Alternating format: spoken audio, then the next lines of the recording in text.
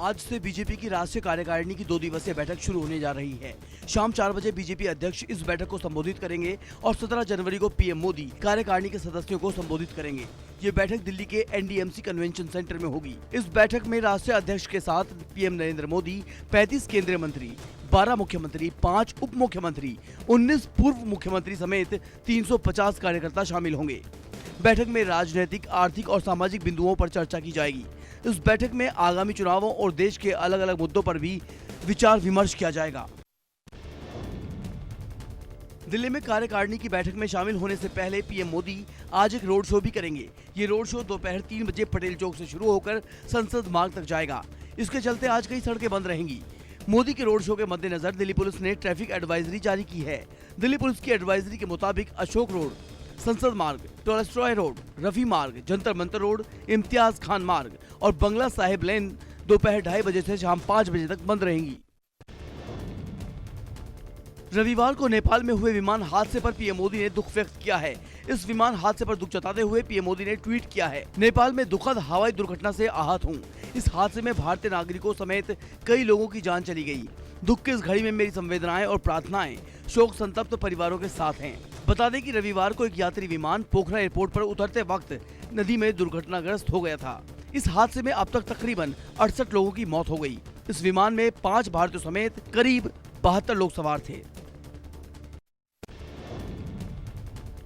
काठमांडू स्थित भारतीय दूतावास पोखरा विमान हादसे में मारे गए भारतीय नागरिकों के परिजनों के साथ संपर्क में है। फिलहाल दुर्घटना स्थल से निकाले गए शवों की पहचान की कवायद चल रही है। इसके बाद ही पार्थिव शरीर भेजने के संबंध में आगे की कोई प्रक्रिया तय हो पाएगी।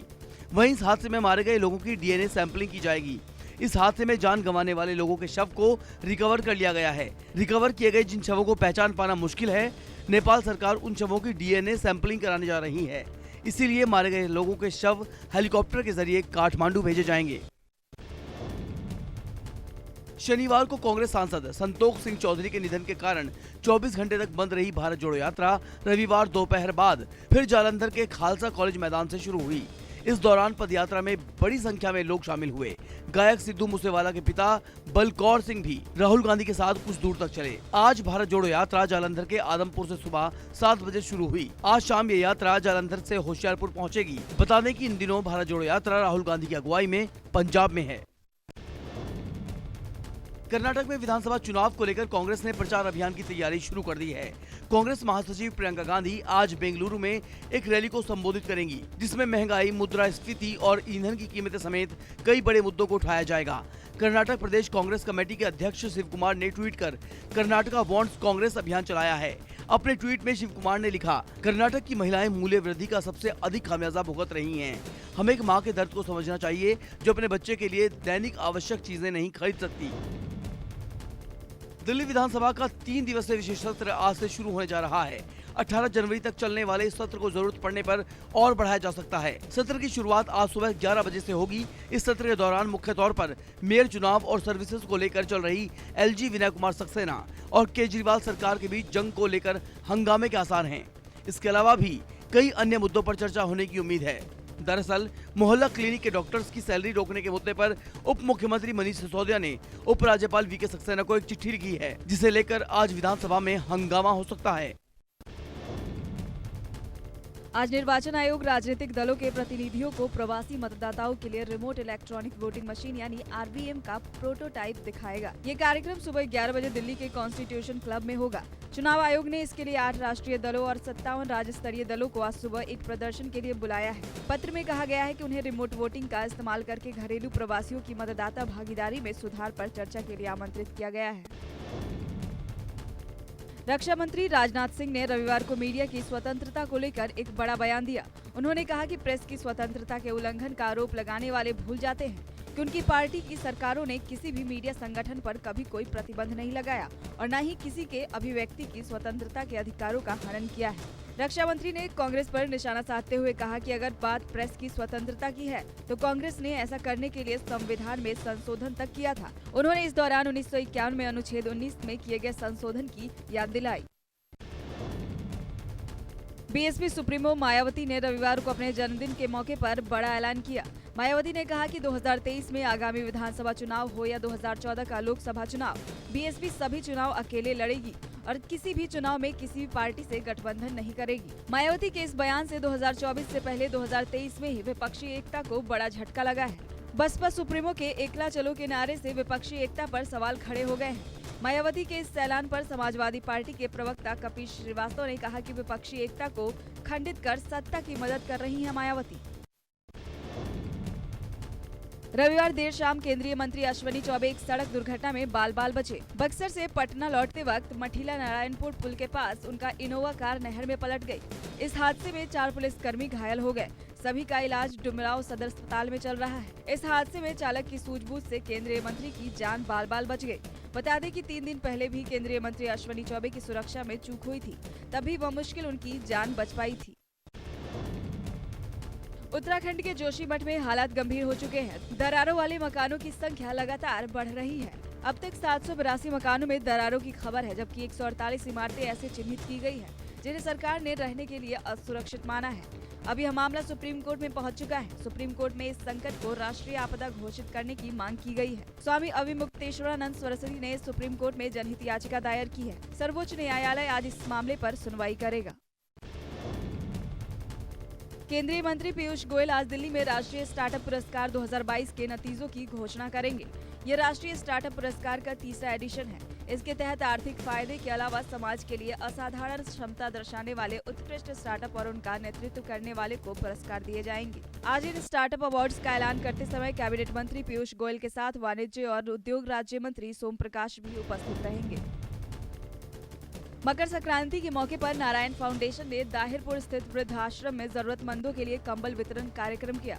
संस्था के अध्यक्ष दिनेश कुमार मौर्य ने ठिठुरन भरी ठंड में बुजुर्गों को अपने हाथों से कंबल और मिठाइयां बांटी। हाड़ कपकपा देने वाली इस ठंड से जहां एक तरफ लोगों की जान जा चुकी है, वहीं संस्था के संरक्षक विवेक मौर्य के आदेश पर जरूरतमंदों को कंबल की सौगात दी गई। संस्था के सचिव अजय निषाद ने बताया कि समाज सेवा का ये काम हमेशा चलता रहेगा।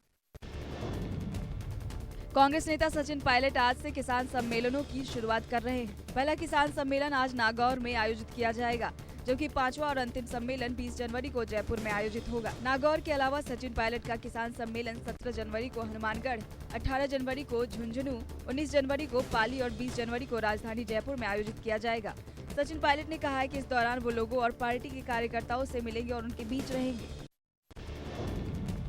बिहार में भारत जोड़ो यात्रा का दूसरा चरण शुरू हो चुका है। ये यात्रा आज खगड़िया से शुरू होकर सीतामढ़ी तक जाएगी। इससे पहले बिहार में कांग्रेस के राष्ट्रीय अध्यक्ष मल्लिकार्जुन खड़गे ने इस पद यात्रा को हरी झंडी दिखाई थी।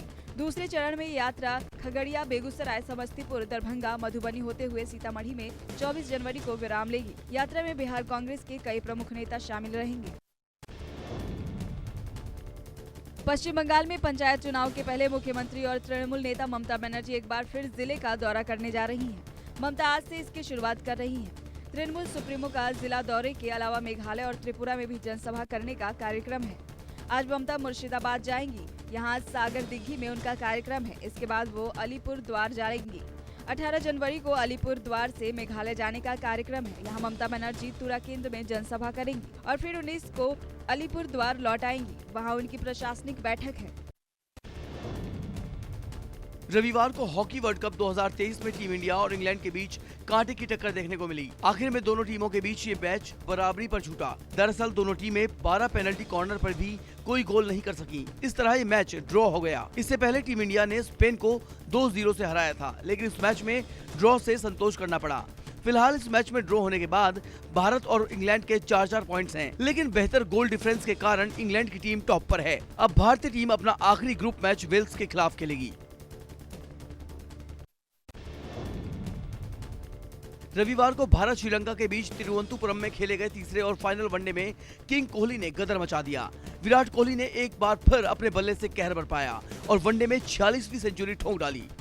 कोहली ने अपनी पारी में दनादन चौके छक्के लगाए। विराट ने 101 रन बनाने के बाद 97 मीटर का गजब छक्का ठोक दिया। ये नजारा 44वें ओवर में देखने को मिला। किंग कोहली आखिर तक क्रीज पर डटे रहे। उन्होंने कुल 110 गेंदों में नाबाद 166 रन बनाए। इस लाजवाब पारी में उन्होंने 13 चौके 8 छक्के जड़कर 150.91 के स्ट्राइक रेट से जमकर रन बरसाए। रूस यूक्रेन युद्ध में नया ट्विस्ट आ गया है। ब्रिटेन ने यूक्रेन को अपने मुख्य युद्धक टैंक चैलेंजर 2 के अलावा 4 अपाचे हेलीकॉप्टर भी देने का ऐलान कर दिया है। अपाचे हेलीकॉप्टर को उसके मजबूत कॉकपिट और फायर पावर को देखते हुए उड़ने वाला टैंक भी कहा जाता है। इस हेलीकॉप्टर को अमेरिकी कंपनी बोइंग डिफेंस ने बनाया है।